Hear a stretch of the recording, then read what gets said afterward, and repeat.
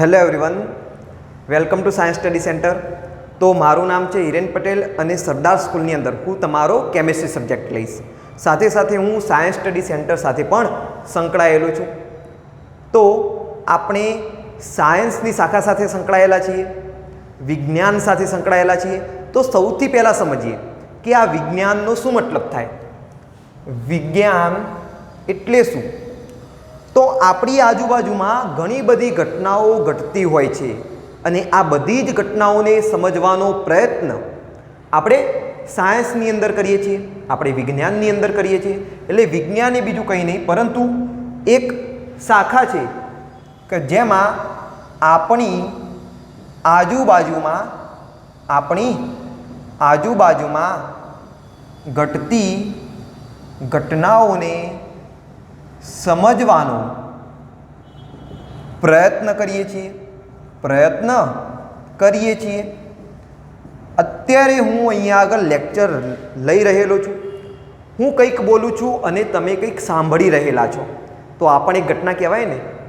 તો આ ઘટનાને આપણે ક્યાં આગળ સમજીશું? વિજ્ઞાનની અંદર.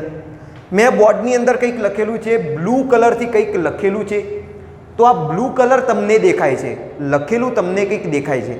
તો આ પણ એક ઘટના થઈ ગઈ અને એ ઘટનાનો આપણે અભ્યાસ શેમાં કરીશું? તો વિજ્ઞાનની અંદર કરીશું. હવે વિજ્ઞાનની અંદર પણ જુદી જુદી શાખાઓ આવશે. કેમિસ્ટ્રી આવશે, ફિઝિક્સ આવશે, બાયોલોજી આવશે. તો એ દરેકની અંદર પર્ટિક્યુલર જે ઘટનાઓ હોય એમનો આપણે અભ્યાસ કરતા હોઈએ છીએ. તો જેની અંદર હું તમારો કેમિસ્ટ્રી સબ્જેક્ટ લઈશ, તો સૌથી પહેલાં પ્રશ્ન થાય કે આ કેમિસ્ટ્રીનો શું મતલબ થાય, આ રસાયણ વિજ્ઞાનનો શું મતલબ થાય, અને આ કેમિસ્ટ્રીની અંદર આપણે તો એવું નવું શું શીખીશું. તો વાત કરી લઈએ આપણે કેમિસ્ટ્રીની. તો ભાઈ આપણી આજુબાજુની અંદર આપણે જોઈશું ને તો ઘણી બધી વસ્તુઓ જોવા મળશે. હું પણ એક વસ્તુ છું, તમે પણ એક વસ્તુ છો. મારા હાથની અંદર આ એક પેન તમને દેખાશે, મેં આ એક પેનને પકડેલી છે, તો આ પેન પણ એક વસ્તુ ગણાશે. તો આવી બધી જે વસ્તુ હોય એમની વર્તણૂક કેવી છે, એમના ગુણધર્મો કેવા છે, તો આ બધાને સમજવાનો પ્રયત્ન, આ બધાનો અભ્યાસ આપણે વિજ્ઞાનની કઈ શાખામાં કરીશું? તો કેમિસ્ટ્રીની અંદર કરીશું. એટલે કે વસ્તુ એટલે કે પદાર્થની વર્તણૂક અને તેના ગુણધર્મોનો અભ્યાસ કેમિસ્ટ્રીની અંદર કરવામાં આવે છે. આપણે જો કેમિસ્ટ્રીને ડિફાઇન કરવું હોય, એને વ્યાખ્યાયિત કરવું હોય, તો આ રીતે આપણે એને વ્યાખ્યાયિત કરી શકીએ. તો આજનું આપણું આ પ્રથમ લેક્ચર છે, લેક્ચર 1, કે જેની અંદર આપણે કોઈ હાઈફાઈ વાતો કરવાના નથી. આપણે પાયાની વાતો કરીશું, જે તમે ધોરણ 8, 9 અને 10ની અંદર ભણીને આવ્યા છો. તમે નીચલા ધોરણમાં એક શબ્દ સાંભળેલો હશે, તત્વ. હા કે ના? તત્વ દરેકે સાંભળેલો હશે. તો આ તત્વનો મતલબ શું થાય? તો તત્વ આપણે કોને કહીશું? એક જ પ્રકારના પરમાણુઓનો બનેલો શુદ્ધ પદાર્થ એટલે તત્વ. એક જ પ્રકારના એટલે કે સમાન હોય, બધા જ સરખા. એક જ પ્રકારના પરમાણુઓનો બનેલો શુદ્ધ પદાર્થ એટલે તત્વ. અત્યારે હું મારું જીવન ટકાવી રાખવા માટે વાતાવરણમાંથી ઓક્સિજન લઈશ, તો આ ઓક્સિજન શું છે? એક તત્વ છે. તો તમને ભાઈ ઘણા બધા તત્વો જોવા મળશે. તમે સાંભળેલું હશે 114 જેટલા તત્વો જાણીતા છે. ખરેખર 118 તત્વો શોધાઈ ગયેલા છે, બરાબર. અને કેટલાક તત્વોનું તો રિસર્ચ પણ થતું હશે. તો આપણે એના એક્ઝામ્પલ આપીએ તો ઓક્સિજન લેવાય. ઓક્સિજન એક તત્વ છે. આના પછી નાઇટ્રોજન, આના પછી હાઇડ્રોજન, આ બધા જાણીતા તત્વો છે. આના પછી સલ્ફર, પછી કાર્બન. તો કાર્બન વિશે તો તમે જાણતા જ હશો, જેનાથી આપણે બનેલા છીએ, બરાબર. જો કે આપણા શરીરમાં ઘણા બધા તત્વો તમને જોવા મળશે. આના પછી તમે લઈ શકો નિયોન, આર્ગોન, હિલિયમ, ક્લોરીન. તો આ બધા જ તત્વો વિશે તમે થોડું ઘણું જાણતા હશો. તમે એક નામ સાંભળેલું હશે સોડિયમ, પછી તમે મેગ્નેશિયમ, એલ્યુમિનિયમ જેવા તત્વોના પણ નામો સાંભળેલા હશે. તો આ બધા શું છે? તત્વોના ઉદાહરણ છે. તો આજે હું અહીંયા આગળ તમને શું ચલાવીશ? તમને આણ્વીય દળ શોધતા શીખવાડીશ, જે 11માની અંદર અને 12માની અંદર તેમજ આગળ પણ તમે જશો તો પણ કામે લાગશે. એક અગત્યની વસ્તુ છે આણ્વીય દળ. તો બધું જ સમજાવીશ કે ભાઈ આણ્વીય દળનો શું મતલબ થાય, અણુ શું છે, બરાબર, એ બધું જ સમજાવીશ. પણ એના પહેલાં તમે આટલું નોટ કરી લો. ઓકે, ચલો આનો સ્ક્રીનશોટ પાડી લેજો. પાડી લીધો તો આપણે આગળ થોડીક વાત કરીએ તત્વોની. અહીંયા હું તમને કેટલાક તત્વો લખાવીશ, એ તત્વોની સંજ્ઞા લખાવીશ અને એ તત્વોનું પરમાણ્વીય દળ લખાવીશ. ઓકે, તો તમે પણ એક ટેબલ બનાવી દેજો તમારી બુકની અંદર. ટેબલ 3 વસ્તુઓનું બનાવવાનું: તત્વ, આ તત્વની સંજ્ઞા અને તત્વનું પરમાણ્વીય દળ, અથવા તો તમે એને કહી શકો પરમાણુ ભાર. કદાચ કેટલાક વિદ્યાર્થીઓએ આ શબ્દો સાંભળેલા પણ હશે. આ શબ્દોનો શું મતલબ થાય? પરમાણ્વીય દળ એટલે કે એક પરમાણુનું દળ. શું કહેશો તમે એને? એક પરમાણુનું દળ કહેશો. તો કેટલાક ઉદાહરણ માટે આપણે તત્વો લઈશું. દાખલા તરીકે હું લઈ લઉં હાઇડ્રોજન, જેની સંજ્ઞા છે H અને એનું પરમાણ્વીય દળ કેટલું થાય? 1 થાય. પરમાણ્વીય દળનો એકમ શું છે? U અથવા તો AMU. આ U શું છે, AMU શું છે, એ પણ આપણે ડિટેલમાં સમજીશું જ્યારે આપણે ધોરણ 11 સ્ટાર્ટ કરીશું ત્યારે. અત્યારે ખાલી યાદ રાખો કે ભાઈ એનો એકમ લખવો હોય તો શું લખાય? U અથવા તો AMU. બીજા પણ એકમો આવશે, એ પણ હું તમને આગળ જણાવીશ. પછી તમે લઈ શકો હિલિયમ, જેની સંજ્ઞા છે He, જેનું પરમાણ્વીય દળ થાય 4. એના પછી લિથિયમ, લિથિયમ જેની સંજ્ઞા છે Li અને એનું પરમાણ્વીય દળ કેટલું થાય? તો 7 થાય. એના પછી બેરિલિયમ, એની સંજ્ઞા Be, એનું પરમાણ્વીય દળ 9. એના પછી તમે લઈ શકો બોરોન. ઓકે, બોરોન આપણે લઈએ તો એની સંજ્ઞા B, એનું પરમાણ્વીય દળ 11. એના પછી આપણે લઈ લઈએ કાર્બન, એની સંજ્ઞા C, એનું પરમાણ્વીય દળ 12. કાર્બન વિશે તમે બધા જાણતા હશો. નાઇટ્રોજન વિશે પણ જાણતા હશો, જેની સંજ્ઞા છે N, પરમાણ્વીય દળ છે 14. ઓક્સિજન વિશે પણ તમે જાણો છો, જેની સંજ્ઞા છે O, પરમાણ્વીય દળ છે 16. પછી આપણે એક ઉદાહરણ તરીકે લઈ લઈએ ફ્લોરિન. ચલો, ફ્લોરિનની સંજ્ઞા F યાદ રાખવાની, એનું પરમાણ્વીય દળ 19 યાદ રાખવાનું. પછી આપણે લઈ લઈએ સોડિયમ. અહીંયા હું તમને રેન્ડમ તત્વો ચલાવું છું, જે તત્વો આપણે આણ્વીય દળ શોધવા માટે ઉપયોગમાં લઈશું. તો એટલા પૂરતા તત્વો હું તમને ચલાવીશ. આગળ આપણે પછી લાઇનસર આવર્ત કોષ્ટકમાંના તત્વોની પણ ચર્ચા કરીશું. સોડિયમ, તો એની સંજ્ઞા છે Na, એનું દળ યાદ રાખજો 23. આપણે મેગ્નેશિયમ પણ લઈ લઈએ. ચલો, મેગ્નેશિયમ પણ લઈ લઈએ. સંજ્ઞા Mg, દળ 24. સોડિયમનું 23, મેગ્નેશિયમનું 24. એના પછી આપણે લઈ લઈએ સલ્ફર. ચલો, સલ્ફર લઈ લઈએ S, એનું દળ 32. બીજું લઈ લઈએ ક્લોરિન. ક્લોરિનનું સંજ્ઞા Cl લખશો, એનું દળ તમે કેટલું લેશો? 35.5. બરોબર. તો મારા ખ્યાલથી આટલા આજના દિવસ માટે આપણે રાખીએ. આટલા તત્વો તમે નોટ કરો, એના પરમાણ્વીય દળ યાદ રાખી દો. આના આધારે આપણે આણ્વીય દળ શોધતા શીખીશું. ઓકે, અને એવા જ એક્ઝામ્પલ લઈશું જેમાં આ બધા તત્વો આવી જતા હોય. ઓકે, સમજ પડી ગઈ? ચલો, નોટ કરી લેજો આટલું. ઓકે, તો કરી લીધું હોય તો હું આને સાફ કરી દઉં. હવે આપણે વાત કરીએ આણ્વીય દળની. આણ્વીય દળ એટલે શું? તો જેવી રીતે પરમાણ્વીય દળ શું હતું? એક પરમાણુનું દળ. તો આણ્વીય દળ પણ શું છે? એક અણુનું દળ છે. આણ્વીય દળ એટલે કે એક અણુનું દળ. તો પહેલા તો પ્રશ્ન થાય કે ભાઈ આ અણુ શું છે? આ નવો શબ્દ ક્યાંથી લાવી દીધો તમે? અમને તો સમજાયો જ નહીં. તો જુઓ, અણુ વિશે સમજીએ.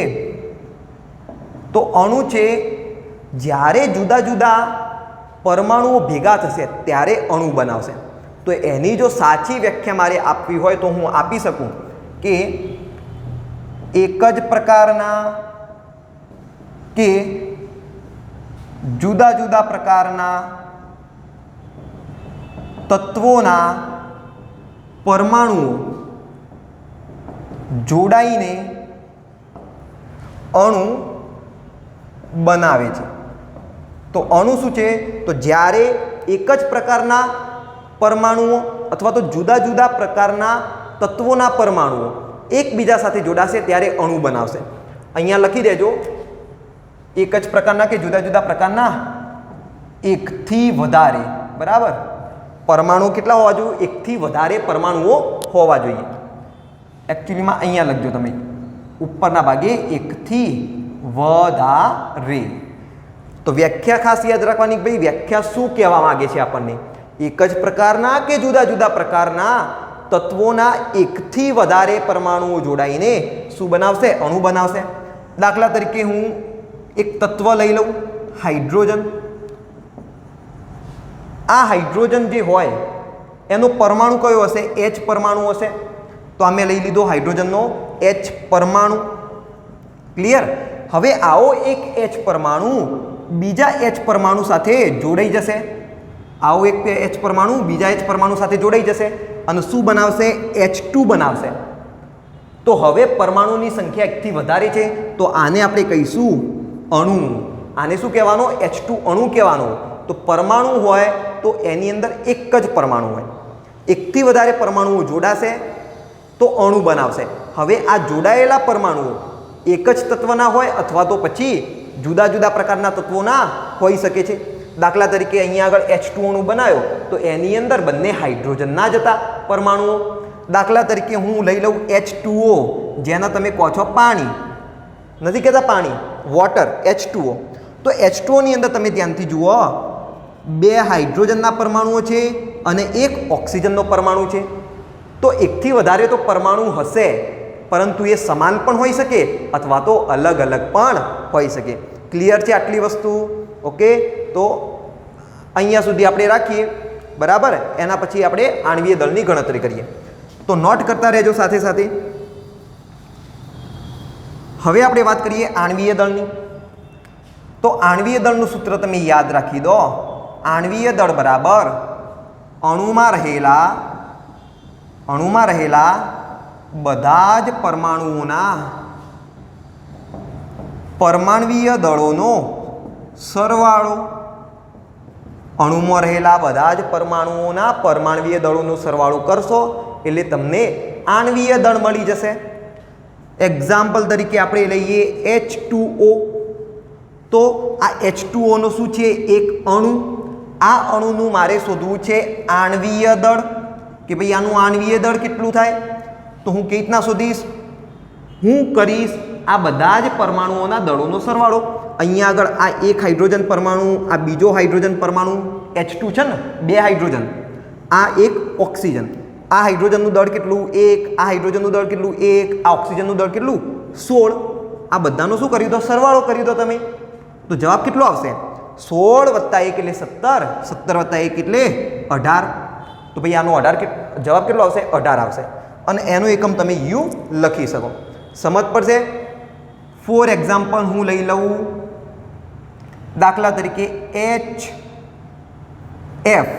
HF લઈ લીધો ઉદાહરણ તરીકે. તો હવે હું શું કરીશ? હાઇડ્રોજનનું પરમાણ્વીય દળ વત્તા આ એક ફ્લોરિનનું પરમાણ્વીય દળ, બરાબર. હાઇડ્રોજનનું પરમાણ્વીય દળ મૂકી દો 1, ફ્લોરિનનું પરમાણ્વીય દળ મૂકી દો 19. તો જવાબ કેટલો આવ્યો? 20U આવ્યો. બોલો, આવડશે આ રીતે ગણતરી કરતા? દાખલા તરીકે હું મૂકી દઉં H2S. તો આનું મારે જો આણ્વીય દળ ગણવું હોય તો કેવી રીતના ગણી શકાય? તો હું શું કરીશ? આ બે હાઇડ્રોજન છે તો બે હાઇડ્રોજનનું પરમાણ્વીય દળ મૂકીશ, 2 ગુણ્યા હાઇડ્રોજનનું પરમાણ્વીય દળ, કેમ કે ભાઈ 2 હતા હાઇડ્રોજન એટલા માટે, વત્તા સલ્ફરનું પરમાણ્વીય દળ. હાઇડ્રોજનનું પરમાણ્વીય દળ કેટલું હોય બોલો? 1 હોય કે ના હોય? તો મેં મૂકી દીધા કૌંસમાં 1, પ્લસ સલ્ફરનું પરમાણ્વીય દળ કેટલું હોય? 32. તો મેં મૂકી દીધા 32. તો 2 + 32 કરો એટલે જવાબ કેટલો આવશે? 34U. ઓકે. અત્યારે હાલ HF શું છે, H2S શું છે, H2O શું છે, આ બધાના નામમાં પડવાની કોઈ જરૂર નથી.